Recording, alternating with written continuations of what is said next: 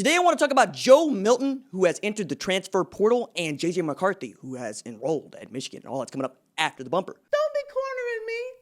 Hold up. Time. You gotta help me with that corner shit. What's up, kinfolk? It's RJ Young. I am not on a step mill. Consider hitting the like and subscribe button because I upload a video every single day. It's always college football related, sports related. We have a good time today.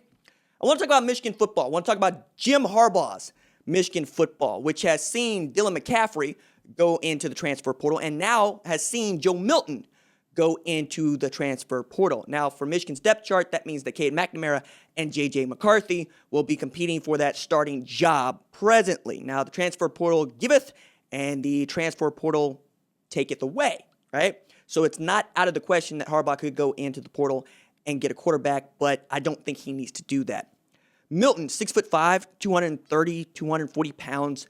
He was drawing comparisons to Cam Newton, which I thought was a lazy comp, but I understand when you see a guy that big and you see him with the arm and the ability to move the way that Joe Milton could, you're also going to make the lazy comparison that he is like Cam Newton, because it's amazing to me. Malik Murphy can get the Cam Newton comp, and yet people don't want to give Cam Newton his flowers for what he was able to do at Auburn. I genuinely believe he's the best college football player of all time.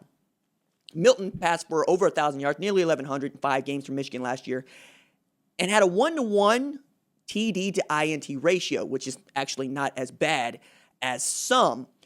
But what really stood out was his inability or reluctance to throw the ball down the field, right?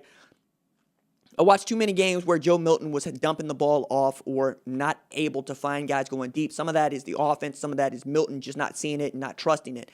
But I didn't think that he was beyond repair. Like, he's a definite reclamation project for somebody. Not unlike Dwan Mathis at Temple after transferring from Georgia. Like, I genuinely believe that in the right system for the right team, Joe Milton can be Josh Allen, right? The way that people were talking about Josh Allen in Wyoming, didn't know about this kid with the big arm, had this big athletic body, wasn't doing a whole hell of a lot over there with the Cowboys, and then blossomed after really 2 years into one of the league's top 5 quarterbacks, right? For that 1 year.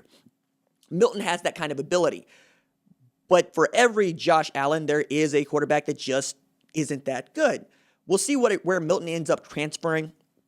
I think of some places that he fits. Like, for instance, if you put Joe Milton over there with Nebraska, I think he makes them better immediately. I think he adds, quite honestly, a passing advantage that just you don't get from Adrian Martinez, right? I can think of a lot of other places that I really would like to see him get a shot to play a little football, but like, these are all places that I'm just throwing out there because I think the fit is worthwhile.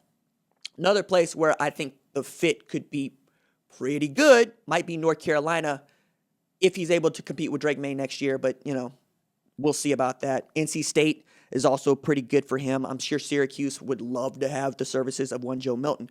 But for Michigan, I believe the JJ McCarthy era could be imminent, which means that we could see 2 of the best quarterbacks in the country last year in the recruiting class, Sam Heward at Washington and JJ McCarthy at Michigan, face off against each other. But there are the Cade McNamara stands that I know are going to show up in the comments, and for good reason, right? He comes in relief of Joe Milton and Rutgers, passes for 260 yards, 4 touchdowns, and really is playing the kind of hard-nosed football, even for a quarterback, that Jim Harbaugh loves to see out of his guys. We know that Harbaugh wants to be physical, he wants to run the ball, and given the opportunity, he wants to have a quarterback that would lay it on the line. Like, I still think Jim Harbaugh is one of those guys that thinks the quarterback taking a hit while standing there in the pocket is a good thing, as opposed to the guy that's going to run around, run away, and get you out of trouble, maybe throw the ball away. Also keep his lid. But with McCarthy, you're getting perhaps the number 3 player at quarterback in the 21 class. But more than that, you're getting a guy that Bobby Acosta trusted more than he trusts most quarterbacks at IMG. In a pandemic, McCarthy led the Ascenders to an 8-0 season. Really talented offense, not as talented a defense by IMG Academy standards, but he had J.C. Latham blocking for him at tackle, and he's matriculated to Michigan with his starting center. But Latham and Acosta had nothing but good things to say about McCarthy. Like, Latham believes that he's a change agent for them. And this is a guy that came up playing high school football in Wisconsin before committing and signing to Alabama.